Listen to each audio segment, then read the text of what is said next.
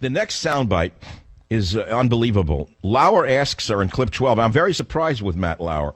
He gets an anti-Pinocchio prize for this in clip 12. Listen to this one. When did you start deceiving people? Well, I do take exception to that because it's a little more complex than me identifying as black or answering a question of are you black or white.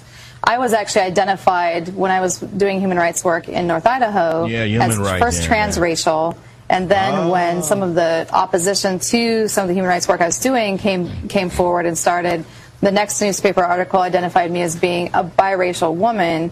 And then the next article, when there were actually burglaries, nooses, etc., was this is happening to a black woman. And I never corrected. Well, why didn't you correct it? You knew it wasn't true.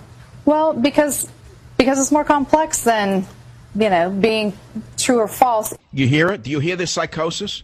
There's no truth and no falsehood anymore. Liberalism is not only a mental disorder, it's a lie. Liberalism is a lie through and through. This woman should be run out of town on a rail. How could the black community put up with her? I don't even understand how a black radical can take this. I don't understand how one of the most vocal black nationalists could take this without outrage. Why don't they speak out? Where's Louis Farrakhan on this? Where's Al the phony Sharpton on this? Where's Jesse Jackson on this? Are they not offended?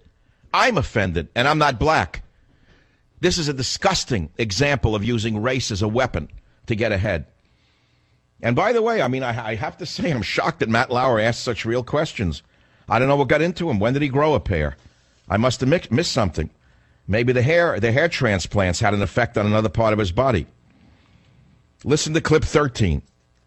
Some people have said that the way you've changed your opinion is akin to putting on blackface, and Jonathan Capehart wrote in the Washington Post, blackface remains highly racist no matter how down with the cause a white person is. Do you understand what he means by that? Absolutely.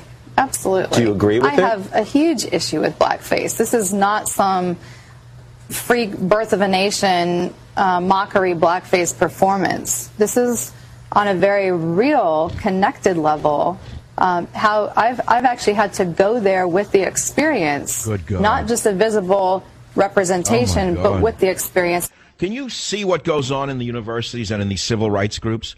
Do you hear the rubbish that they pass along to each other, and they go, and they construct, and they keep constructing. They keep constructing, meaning lying, one lie after another. One lie builds on the next lie, and then they start to believe themselves, and then they con the other one in the movement, and then they all say, and there they are. What do you mean there's more complexity to it? You're a liar through and through, in my opinion. Now, here's the best one of this faker. She actually sued an all-black university, claiming she was discriminated against because she was white. I swear to God, this con woman has worked it both ways. When she was white, she sued a black university for not giving a tenure. But there's more to the story than that. Wait, it gets even better. Former student says Rachel Dolezal dismissed her as not Hispanic enough. Not only has she faked it, but she asked for a student in the class to step forward and portray his experiences as an Hispanic. But when he stood up, she said, well, he's light-skinned and he's not Spanish enough. She said I didn't look Hispanic enough. She doubted that I could share experiences of racial or ethnic discrimination. That's what she did. This woman is a danger to your children. This is not mockery. This is insanity.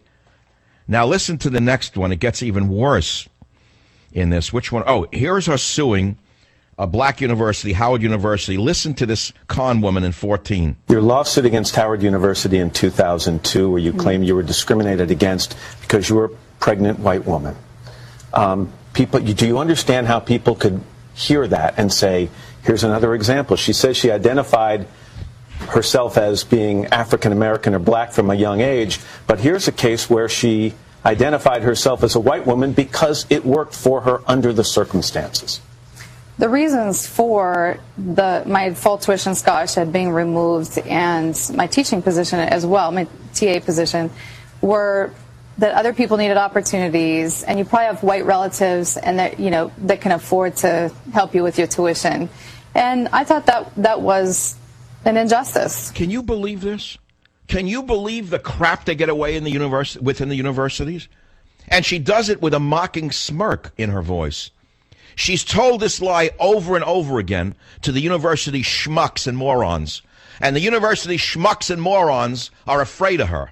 The university schmucks and morons are afraid of her. They're afraid of being sued, so the university schmucks and morons went along with this. So now she's on the world stage and she continues the big lie, and she thinks we're going to buy this garbage? What a disgrace this nation has become under Barack Obama, who has pushed the divide of race into everyone's head. It's turned black against white, white against black, gay against straight, old against young, young against old, Asian against white, white against Asian, Hispanic against black, black against Hispanic. The man has destroyed race relations in the nation. The man has set this nation back 50 years, not forward 50 years. And now this clown, white ex-NAACP leader comes across and says, well, your race is what you think it is. Well, then let me make an argument for those of you who believe her. If she says race is complex, and it's not what your DNA says it is, why then it's time to dissolve the NAACP, isn't it? I mean, if race is a construct and it doesn't really exist and you are what you feel you are, then why do we need a national association for the advancement of colored people? And while you're at it, ask yourself this question. Why do we need La Raza chapters, including the biggest one in the White House, when La Raza stands for brown supremacism? It's an Hispanic-only advancement group. The race, La Raza. Why not dissolve it, since race is a construct? And by the way, while you're at it, why don't you tell that to fight fans while they're watching white men fight black men in a ring? Tell them there's no such thing as race. Or while you're at it, why don't you tell that to boxing fans as they watch black men fight Hispanic men in a ring? Tell them there's no such thing as race as they wave their Mexican flags. Tell them there's no such thing as race. Why don't you try it on them? It's unbelievable to me how sick this country has become under the radical left that has ruined the nation. KSFO, Robert, make your point, please. Go on. You're on the Savage Nation. Yeah, I was just calling in about the race identity and identity in general. And we have Bruce Jenner identifying as a man who's identifying as a woman, and a white woman identifying as a black woman. And I just want to know, where do we draw the line? You know, can a 45-year-old man identify as a 13-year-old girl and have sex with a 12-year-old boy? Is that okay? I mean, well, I guess so. I mean, ask her. Maybe he can join the NAMBLA, National Man-Boy Love Association, and say that his age is a construct. Although he may be 45, he feels like he's 13. Listen to Matt Lauer interviewing the race hustler in clip 11. When did it start?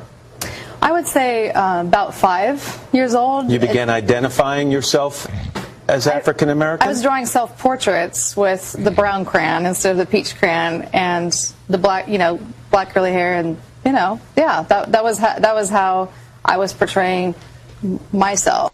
So because she's a psychotic, I have to believe her? There's some people who think they're Jesus when they're 5 years old. They usually get medication and deep therapy. So now what? Because she was caught as being a psychotic fraud, I have to believe her? Unbelievable to me. When I was 5 years old, I used to dress up in cowboy outfits. I had 2 6 guns, I thought, but they were cap guns. And anyone who came into the apartment that I lived in the Bronx, I shot him dead in the doorway. Bang, bang, bang went the cap guns. I thought I was Tom Mix and Gene Autry combined. But all I really was a little boy with cap guns. But I knew my parents knew I'd outgrow the cap guns and the little outfit they bought for me. They thought it was cute. But this woman never outgrew her psychosis, apparently. And look how far she's gone with it. Well, it worked for Obama. I mean, why go any further than Obama? Look how far he's gotten on his fraud. Yet, let's jump back from Trump to this character, this faker. In clip 10, listen to this interchange. Your parents were asked this question this week, and they didn't have any trouble answering it. Here's what they said. She's clearly our birth daughter, and we're clearly Caucasian. That's just a fact. Your father went on to say she's a very talented woman doing work she believes in. Why can't she do that as a Caucasian woman, which is what she is? How do you answer that question? Well, first of all, I really don't see why they're in such a rush to whitewash some of the work that I have done and who I am and how I've identified. And this goes back to a very early age with my self-identification with the black experience. as a very young child. She's a sociopath in my estimation, and that's a very dangerous thing to laud and to hold up as a role model. This woman is a con woman, a sociopath. She was exposed, and instead of apologizing and hiding in shame, as a true sociopath, she comes out and she glorifies and doubles down on her big lie. Do you get it? You understand how dangerous this is for this nation? And we have no leadership to explain it. That's why I'm on the radio. I'm one of the few people who can explain it in the way it actually is.